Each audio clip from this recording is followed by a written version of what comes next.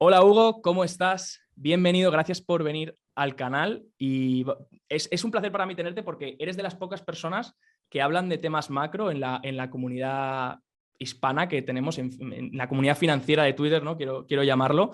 Y te he descubierto hace unos cuantos meses porque pues, hacías diferentes hilos, que de hecho son hilos muy trabajados. Recomiendo, voy a dejar el link de Twitter de Hugo aquí abajo. Pero son hilos muy trabajados y los he ido leyendo, me han ido gustando, vas aportando diferentes temas, pues cómo funcionan las clases de activos con la inflación, la deflación, cómo funcionan los bancos centrales, qué indicadores adelantados nos pueden ayudar a predecir un poco la economía o el rumbo que va a tomar el ciclo.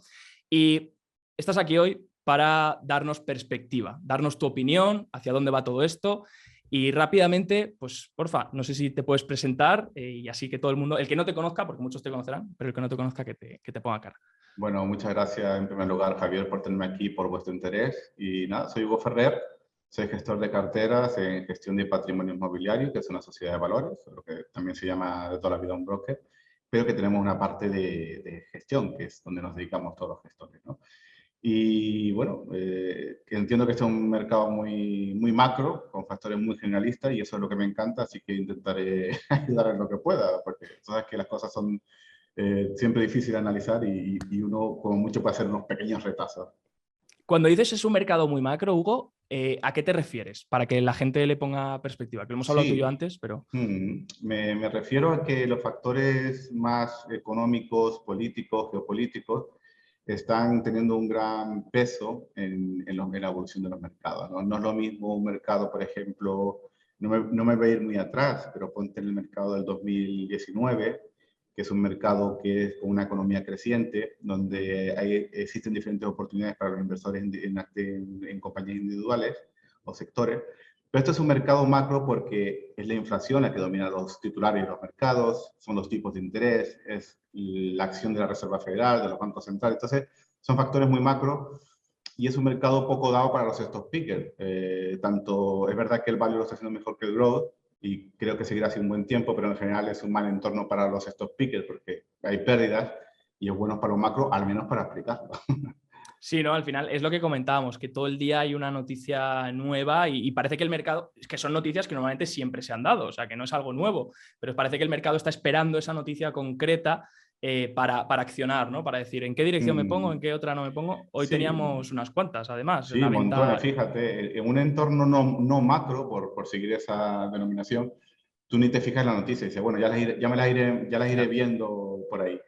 Pero ahora que cualquier noticia puede mover mucho los mercados, hoy ya hemos visto el dato de inmobiliario, del precio de la vivienda en Estados Unidos, el de inflación en la eurozona, está todo el día pegado porque te va dando pistas de por dónde pueden ir las cosas. Ostras, la inflación, hablabas de la inflación en la eurozona. Bueno, ahora hablaremos del mercado inmobiliario porque sé que he leído cosas de que tú tienes tu tesis y demás, pero en cuanto a la inflación en la eurozona, alta, ¿no? O sea, parece que no todavía, o sea, ese techo de inflación que hace unas semanas con la inflación core bajando, que parecía que hacíamos techo, bueno, por lo menos en Europa parece que no tanto, ¿no? Salió también la inflación de Alemania y de España Sí, y en Estados Unidos hay pistas de que se está frenando, incluso por el efecto base, que como si la inflación se mide en términos interanuales, si la inflación del año anterior era muy elevada, pues la de este año empieza a ser más difícil de superar que la claro. anterior. Pero aún así ha sido muy elevada. Y en Europa en concreto, que salió hoy, salió de 8,1, muy por encima de la expectativa, esa es la noticia, no la inflación que ya es elevada, sino muy por encima de la expectativa de los economistas, y la subyacente también, que es más grave que la general, ¿no? Que hay mucha presión, energía y todo esto. Y bueno, la inflación es muy difícil de pronosticar. Ni siquiera los expertos en inflación son capaces, así que yo en este campo suelo hablar de lo que ocurre y hasta no suelo jugármela mucho, ¿no? Y sí, estamos en un entorno muy inflacionario, como el que no habíamos visto en décadas, y eso cambia todas las reglas del juego, y es lo que en mi opinión está ocurriendo. ¿Consideras, porque ahora que hemos hablado de alta inflación, consideras que esto es un escenario de esta inflación? Eh, O todavía estamos camino a ello? ¿O crees que vamos a llegar? ¿O crees que no lo veremos? Eso es pronosticar la inflación, pero no soy capaz de pronosticarte el mundo a 10 años, sinceramente no voy a mentir, no tengo esa visión creo que sí, que esta es la década de la estanflación, no lo sé. Pero está claro que a corto plazo, en el sentido de un par de años al menos, sí que es el escenario. La inflación es elevada, los bancos centrales están subiendo rápidamente los tipos y el crecimiento es o reducido o incluso negativo. Entonces, por definición, está inflación, al menos en el corto plazo, ¿no? Es que además se está viendo, ¿no? Porque es que todas las, bueno, ya se habla, cuando tú miras las valoraciones o ves el forward P, típica valoración básica para decir, oye, pues está esto caro, está barato, demás. El problema, el condicionante aquí es, claro, los earnings, los beneficios que se están descontando que vamos a tener, porque si cada día aparece una empresa, el otro día fue el caso de Snap, pero ¿qué empresas faltan por aparecer que digan, oye, realmente no vamos a poder cumplir con estos beneficios que teníamos esperados? Entonces la valoración ya no será tan atractiva como parece o dicen algunos, ¿no? Los ratios PER, obviamente, solo han descontado que la inflación ha subido, que los tipos de interés han crecido y entonces por ese efecto de descuento de valoraciones ha habido un reseteo de las valoraciones. Pero como tú dices, efectivamente, todavía no se ha puesto precio de verdad a que la E del PER, los Eso es. beneficios, caigan. ¿Por qué? Porque todavía no hay recesión y los analistas van, aunque sea un PER hacia el futuro, son estimaciones analistas que están muy ancladas al pasado. Entonces, solamente cuando hay una destrucción neta de la actividad económica, los beneficios caen y las estimaciones de beneficios declinan con ellos y es el PER de igual que haya caído un poco porque cuando caiga la E, pues la P puede seguir cayendo, o sea, los precios pueden seguir declinando Claro, durante un buen tiempo, ¿no? que realmente no será la real, ¿no? Es No, un no, PER no, un poco no. imaginario, ¿no? La gente piensa que el forward pair es como descuenta el futuro más, y sí, en cierto sentido sí, pero cuando trazas una correlación con el trailing pair, o sea, el pair de los últimos 12 meses, pues hay No hay nada bastante, de... hay muy poca diferencia en realidad. Vamos, eso significa que el trabajo de las expectativas no está muy bien hecho, ¿eh? El trabajo de No. expectativa del beneficio. Fíjate que los mercados casi todos son extrapolaciones de los analistas sobre los beneficios, el del mercado cuando hay una acción en valor que está con muy bajo precio, bueno, mejor dicho, baja valoración, es porque extrapolan que si la empresa seguirá mal. Cuando la empresa de Grow está subiendo es porque extrapolan que los beneficios seguirán creciendo. Entonces, la cuestión es, ¿qué se extrapola y cuándo cambian esas extrapolaciones? En el ciclo, ¿no? En el ciclo, claro. ¿Quieres Y al hablarnos un final, poco del ciclo, ya que lo has introducido también? ¿Quieres hablarnos un poco del ciclo económico? ¿Por qué basas, lo primero, bueno, tienes un libro que voy a dejar abajo en la descripción por si alguno, sé que has comentado varias veces que lo tienes que actualizar y que vas probablemente a actualizarlo en el futuro, pero yo lo he leído y creo que es un libro muy interesante de cara a, se lee rápido, es fácil y se entiende rápidamente un poco tu visión sobre los ciclos económicos y los diferentes indicadores que ves. Entonces, te iba a pedir para el que nos esté viendo y no sepa un poco de esto, ¿qué es para ti el ciclo económico y cómo de importante es? Y por último, ¿en qué parte crees que estamos de ese ciclo o que estamos bueno, el entrando? ciclo económico es simplemente la fluctuación del crecimiento, o de crecimiento, si vale la palabra, de la actividad económica, si la actividad económica va más o si va menos, ¿no? Básicamente, medido con un indicador retrasado, se puede explicar que el ciclo expansivo es cuando el desempleo va a menos y la contracción económica o la recesión es cuando el empleo va más. Se puede resumir en eso, aunque sea un indicador retrasado, ¿no? A mí no me gusta promocionar mi libro porque, aunque es verdad que la primera parte, que el 80% del libro, habla sobre el ciclo y eso no hace falta actualización, por supuesto le podría venir bien una mejora, pero la última parte hablo de operativa macro discrecional, una operativa que hoy en día no apoyo por mi experiencia, sino que apoyo la macro sistemática. Pero bueno, quien quiera ampliar un poco de información sobre el ciclo, pues ahí está el libro. Así que el ciclo es eso, crecimiento o no. La mayor parte del tiempo obviamente se está creciendo, pero hay momentos de desaceleraciones y contracciones económicas. Y esto es una información que es de valor para todo tipo de inversor, de igual que sea un stock picker o un inversor que busca compañías individuales, porque al final, saber en qué momento del ciclo estás es una de las informaciones de mayor valor que puedes tener.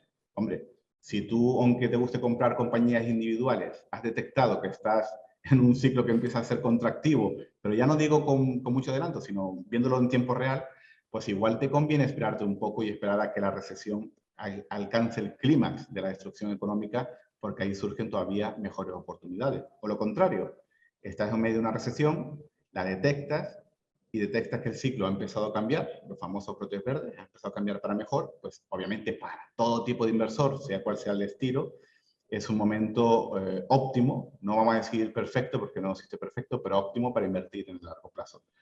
Así que el ciclo es eso, esas fluctuaciones, y el valor para mí es obvio para todo tipo de inversores. Por eso a la gente le gusta, aunque no siga mi filosofía de inversión. ¿Y en qué parte crees que estamos, Hugo, en este ciclo económico? ¿O qué parte crees que entramos? Por supuesto, hasta que no se confirme una recesión, es siempre opinión, por supuestísimo, pero yo creo que estamos pasando a la fase de contracción acelerada, ¿no? A fase de recesión pura.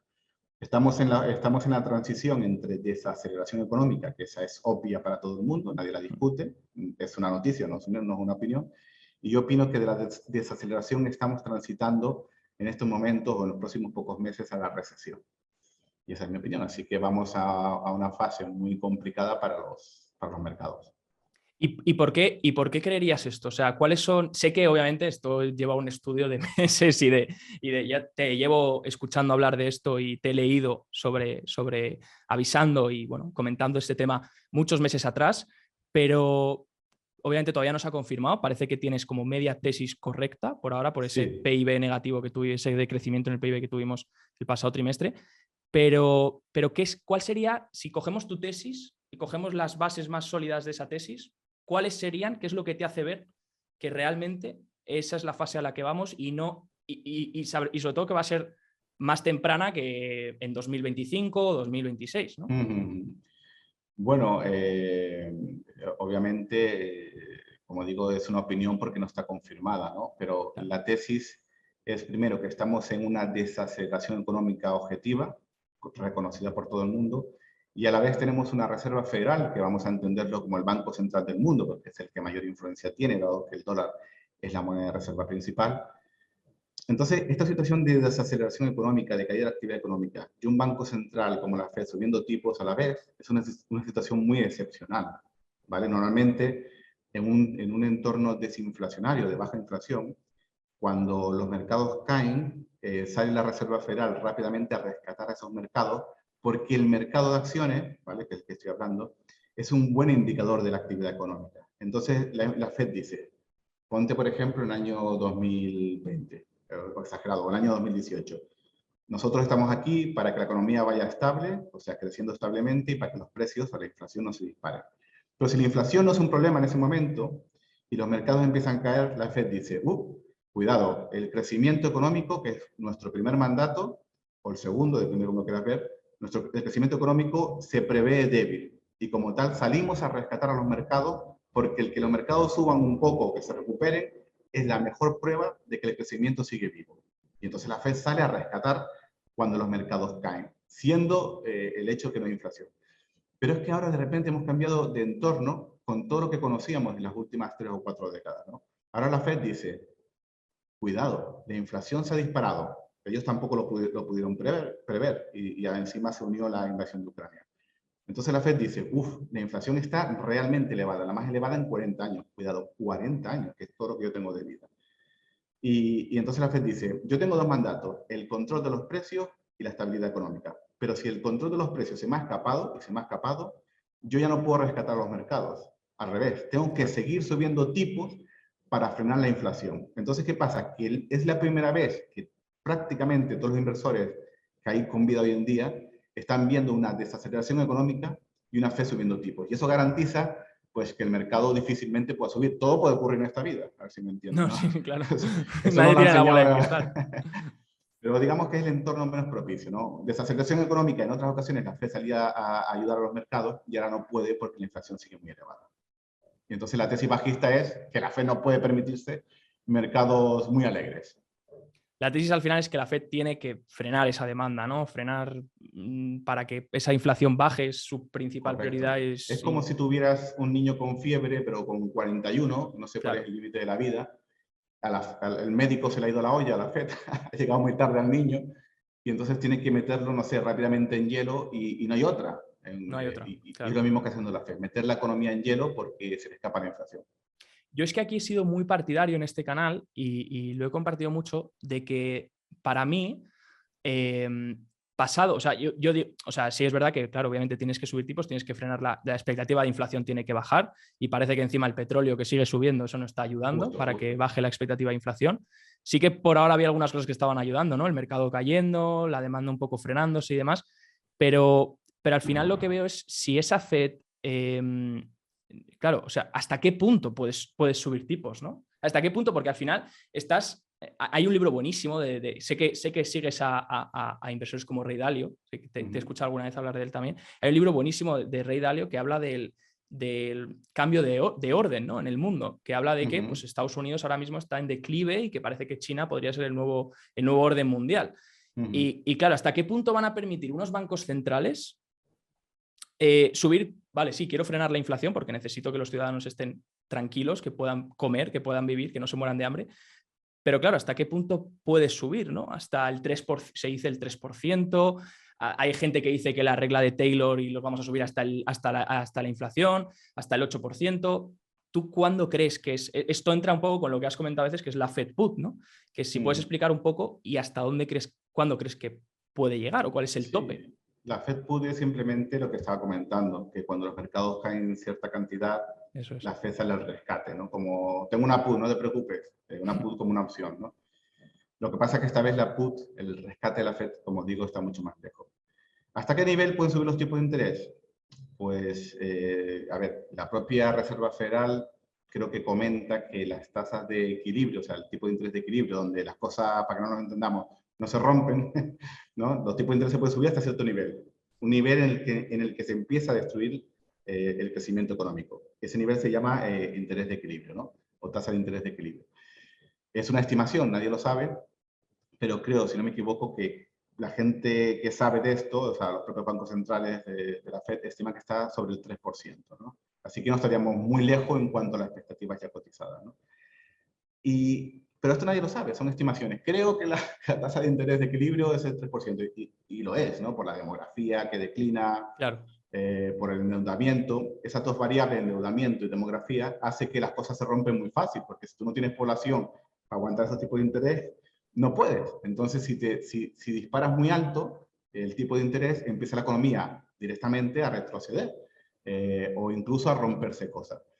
Y este es el hecho. Ellos lo estiman, de hecho, si te fijas, la tasa final de la Fed durante los últimos 30 años cada vez ha sido menor. Creo, si no me equivoco, en el 2000 la Fed, los tipos de la Fed hizo techo en el 6%, luego en el 2007 hizo techo, ya ni me acuerdo, 4%, luego en la crisis del 2018 fue el 2%. O sea, efectivamente las cosas, la sociedad va envejeciendo, estamos más endeudados, y el tipo de interés donde las cosas, que no se puede subir es cada vez más bajo. Dicho esto, como digo, es una estimación, y la Reserva Federal al final es un ciego dando palos de ciego, en el sentido de que yo voy subiendo los tipos y cuando se rompe algo ya nos daremos cuenta, ¿no? Ya sea que se rompa la economía, que haya un crash en los mercados.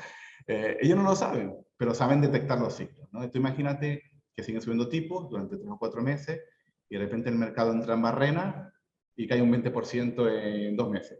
Y ha caído ya previamente un 30%, acumulado 50%. Ellos ya saben que los tipos son demasiado elevados, pero lo han sabido a base de dar palos, a base de tocar, Claro. porque la teoría es una cosa y la práctica es Y lo ahora que harán la realidad... el proceso inverso, ¿no? Harán un poco el proceso inverso para intentar tener ese bazooka monetario, cargarlo y poder atacar de nuevo y al final volver otra vez al ciclo. Pues esto te lo iba a comentar, claro, porque dices, podría caer un 20% tal. Aún ni ha empezado el tightening. O sea, todavía no han empezado a reducir ese balance. Creo que empiezan ahora en junio. Sí. ¿Crees que el mercado esto...? Porque claro, la narrativa siempre está descontado.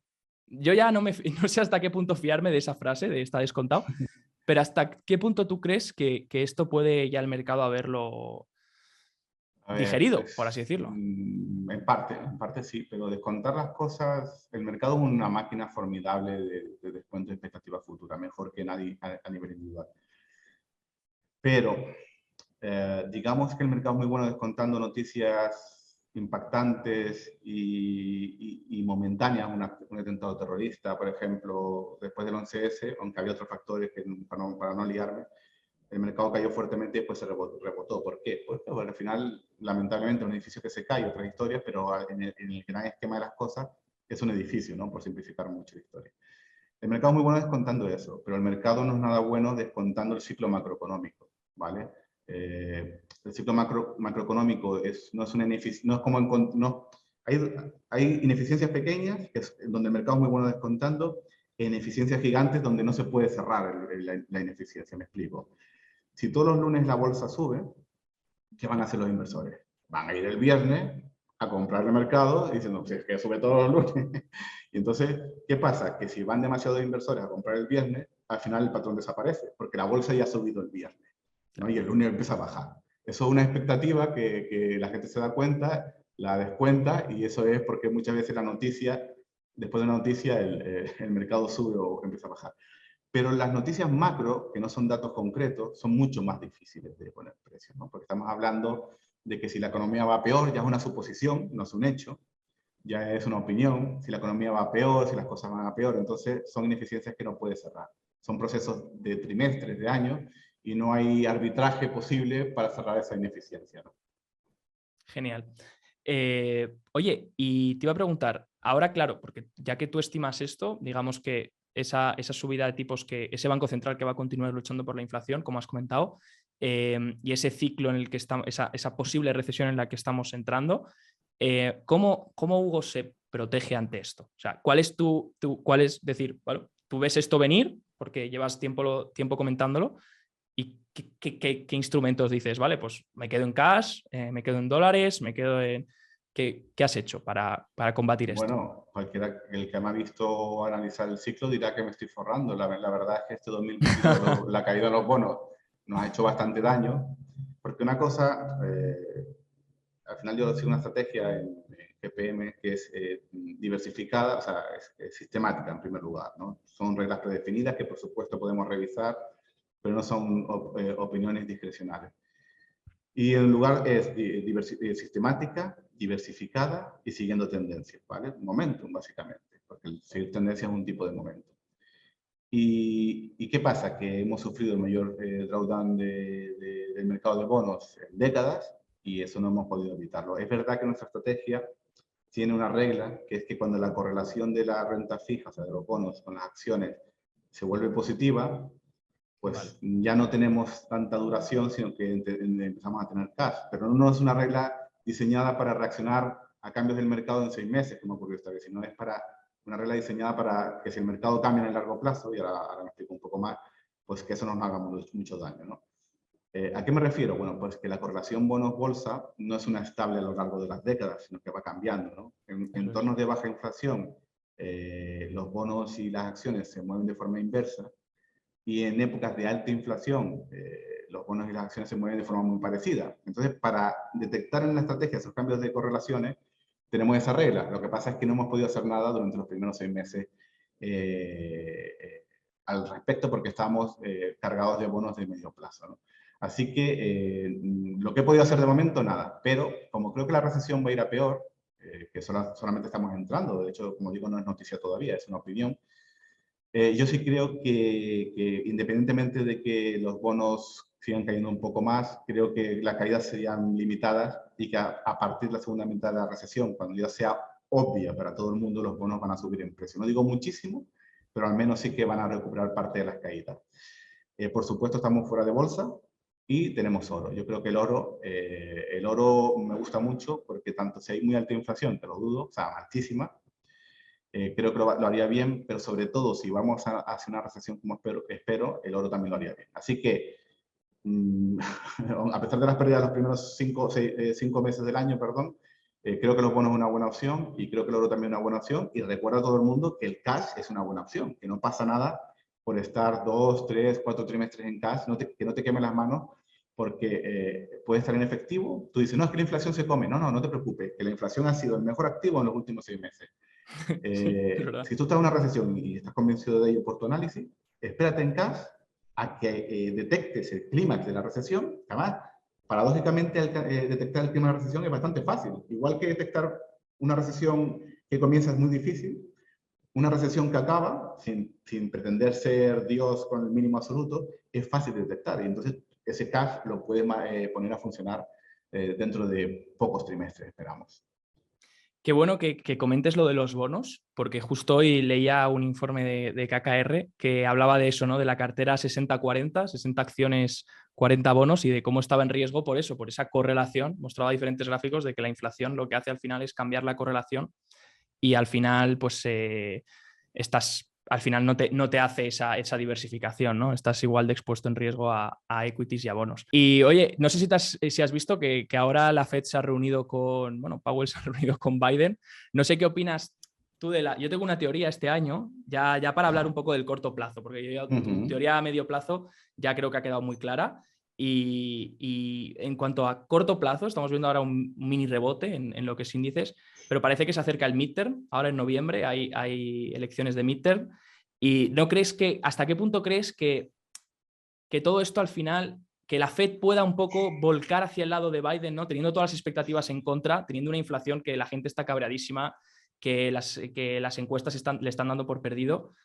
¿Crees que puede haber ahí una actuación de la Reserva Federal que diga, bueno, pues porque ya se dijo, no sé quién dijo el otro día, no sé si fue Bustick o otro, que dijo que igual aplazaban las subidas hasta a septiembre, ¿no? O algo así.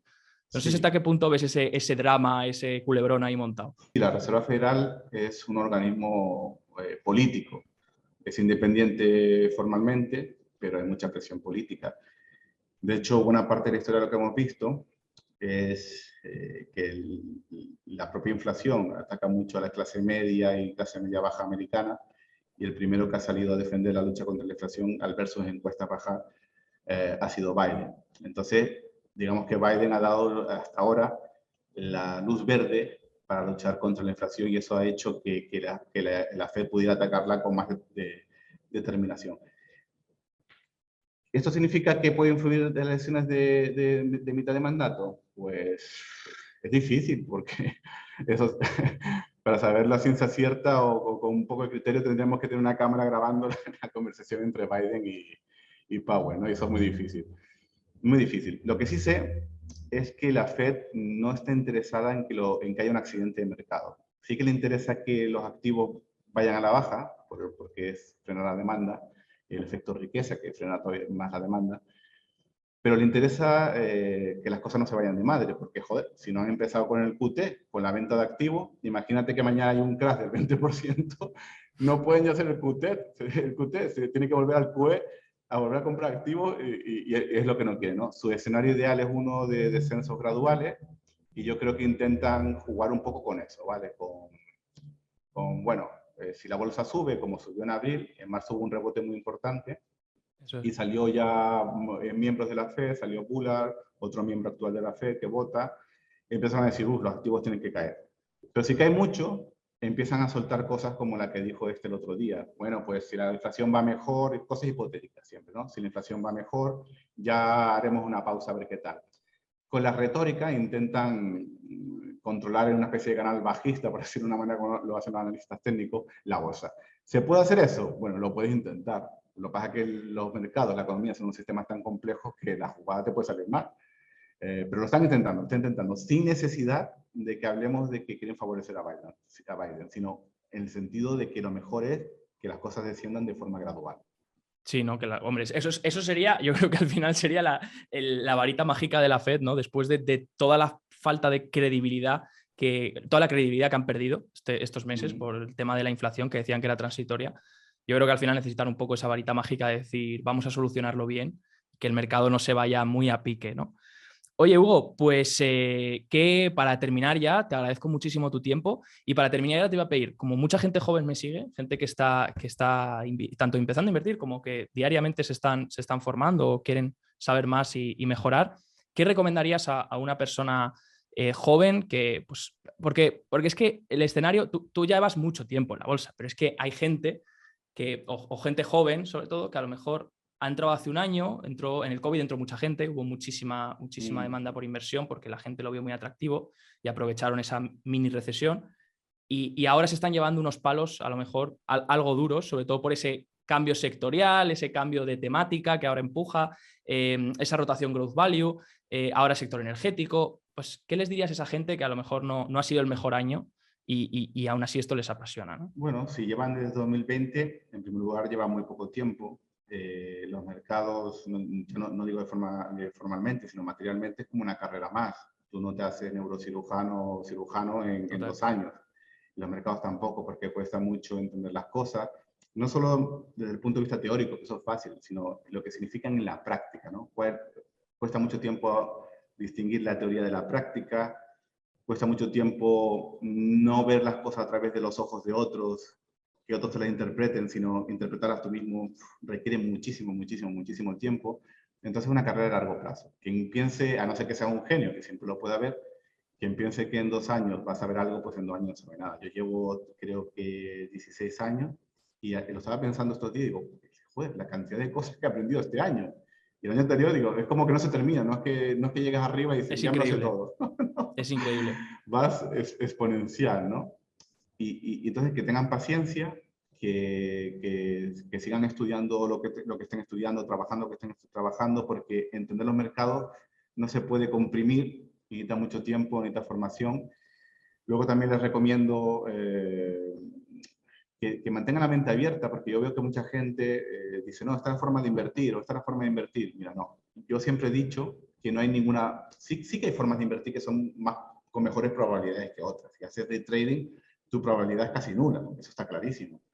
No estamos hablando de eso, sino que dentro de los tipos de inversión con diferentes probabilidades que existen, muchas veces la mejor no es la que más probabilidad tiene, sino la que mejor se adapta a tu mentalidad. Por ejemplo, y a mí no me gusta nada los detalles, las cositas en la vida real, ¿no? Así que no me gusta nada ser un stock picker, o sea, de buscar por ejemplo, una cadena de supermercados en Noruega, que es de propiedad familiar, que un amigo mío puede verlo, encontrarlo y dice, me encanta. Y digo, me parece cojonudo que te encanta, pero es que a él le gusta el detalle y encontrar esas pequeñas joyitas, ¿no? Pero yo tengo una mentalidad muy generalista, muy abstracta, entonces, por definición, tiendo hacia lo macro. Me gusta ver la geopolítica, la política, la economía, el gran esquema de las cosas, y no es ni mejor ni peor, sino simplemente que mi mentalidad se adapta mejor a esta forma de invertir, de analizar la realidad, que por ejemplo en estos piques que le encantan esas pequeñas joyitas. Así que tiempo, saber cómo eres, cuál es tu naturaleza, eres más centrado en cosas pequeñas, en más cosas grandes, cuáles son tus habilidades, cuál es tu carácter, y amoldar toda tu estrategia de inversión a esas características, y no al revés. No decir, yo quiero ser un value investor. No, no. Primero di, ¿quién eres tú? ¿Cuánto sabes? ¿Cuáles son tus pros y tus contras? Y luego ya te vas decantando. Y eso exige que los estudiantes, que los que empiezan, no se cierren así como un caballo de principios. Míralo todo y después de varios años pues ya te irás decantando tú mismo. Genial, Hugo. Pues con esta última reflexión cerramos. Te doy las gracias por haber venido. Hemos aprendido muchísimas cosas y seguro que la gente está encantada. Voy a dejar abajo todas tus redes sociales. Tienes un blog, estás todo el día en Twitter compartiendo valor, así que también te sigan por ahí. Y bueno, estás invitadísimo a pasarte otro día para que hablemos de más cosillas de la Fed y de nuevos indicadores. Cuando acabe la recesión hablamos de la recuperación. Venga, me parece bien. Un placer. Chao, chao. Muchas gracias.